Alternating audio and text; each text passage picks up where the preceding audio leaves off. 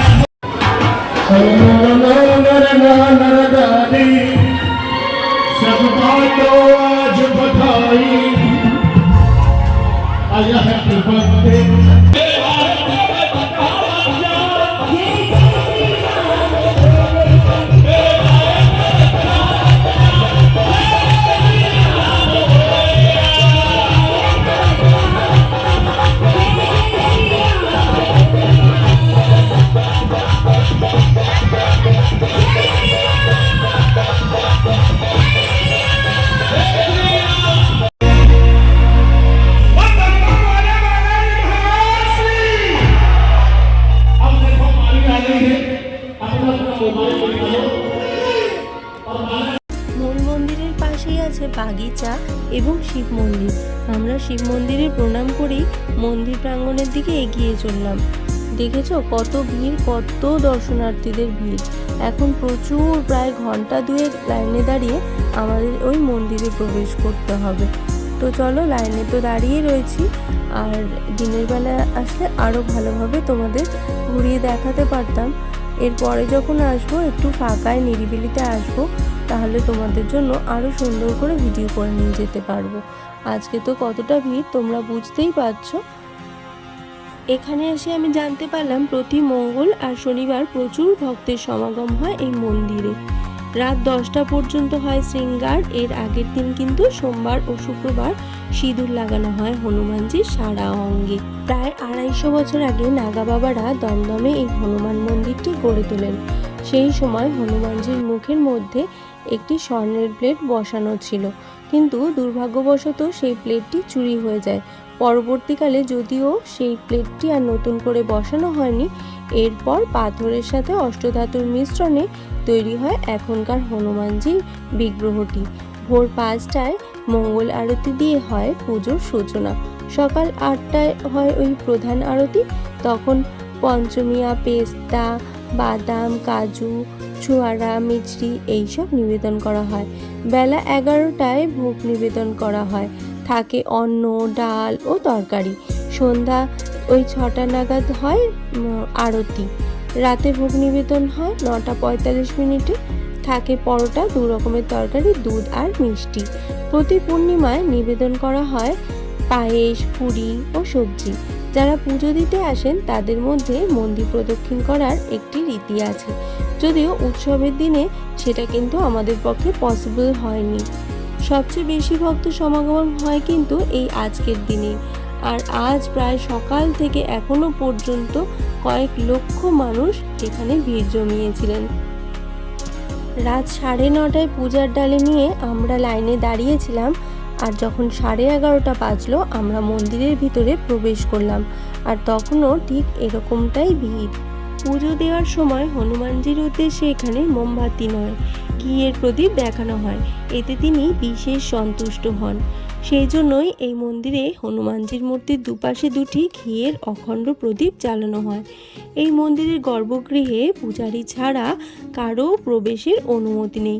এমনকি যিনি ফুল দিয়ে অঙ্গসাজ প্রস্তুত করেন তিনিও একজন ব্রাহ্মণ মালি।